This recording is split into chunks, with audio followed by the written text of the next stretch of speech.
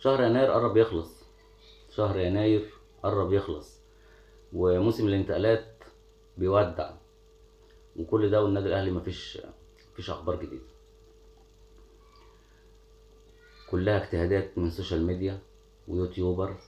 الاهلي بيتعاقد مع الياس شوارف، الاهلي بيتعاقد مع ايفرتون دي سيلفا، والاهلي اتعاقد مع مصطفى العش، وكل دي اخبار في الهوا.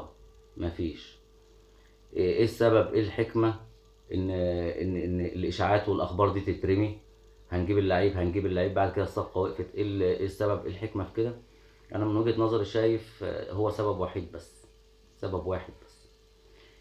مجلس اداره النادي الاهلي مش عايز الجمهور يعشم في كتير، مش عايز الجمهور يعشم في كتير، لان عشم الجمهور ده بيكلفهم فلوس كتير.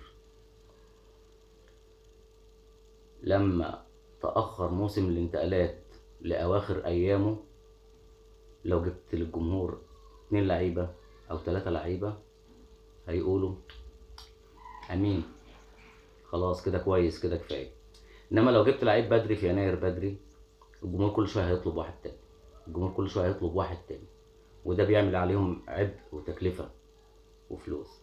بس اللي هم مش واخدين بالهم منه أو عارفينه مش هاممهم، إن أنت لو ما جبتش دلوقتي، لو جيت تجيب قبل كأس العالم، اللعيب ابو جنيه هيبقى ب20.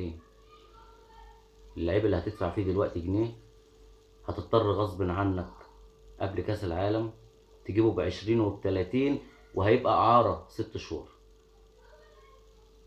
يعني انت لما بتجيب دلوقتي بتوفر على نفسك تكلفه، بتوفر في ميزانيتك فلوس.